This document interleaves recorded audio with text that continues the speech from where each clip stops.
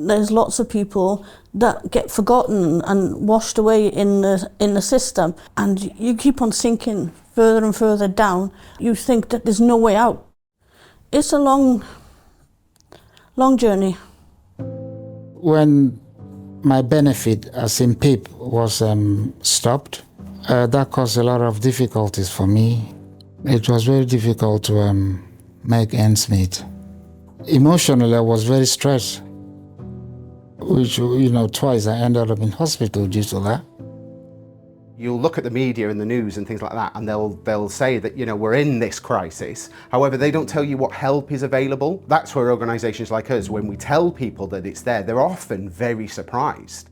Both Riverside Advice and Four Winds had started to see major increases in the number of people struggling with anything from debt, benefits, energy efficiency, etc. Cynthia herself set up the Cynthia Trust about 15 years ago, and her inspiration was to help families mainly out of poverty.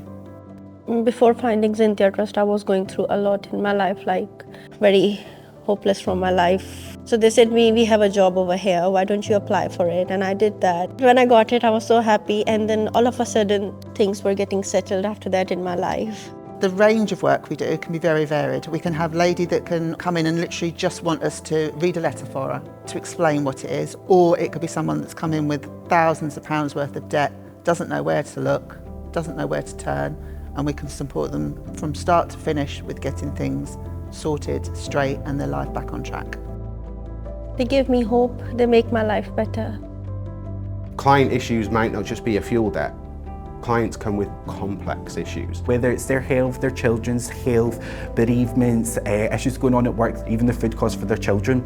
We're seeing many more people needing advice than ever before. People who are working full-time are now coming and needing advice too, because for the first time in their lives, they're finding that they're not able to meet their priority bills, their rent, their gas and electricity costs.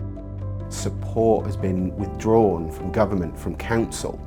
We find that organisations like us and others are picking up that shortfall. The Cynthia Trust would not survive without the support of the British Gas Energy Trust. We've had their support for many years now.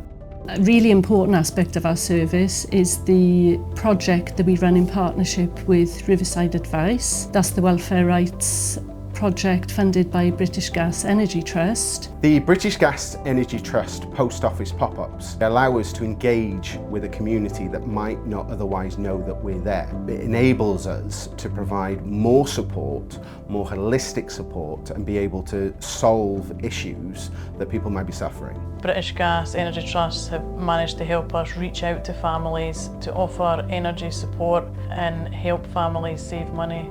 As a family, we trust Chas, so having that link and having that resource within Chas from the British Gas Energy Trust has just made such a difference, and hopefully it'll continue.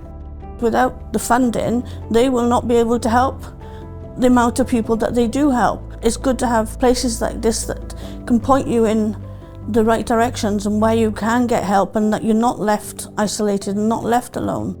Look at the color of my skin. They didn't even have to look at me twice. But they go beyond, they pass that, and really, to give me that sort of love. I tell you, I was speechless. When you're told that you're worthless, you can't do nothing, you don't think that you matter, you don't think that anybody cares. There's someone there, and someone that cares, and someone that will help you and not turn their back on you. It was a funny weather like this, because I was crying. I didn't have the tears. I don't usually cry, but I couldn't believe such love and empathy that I got from these people.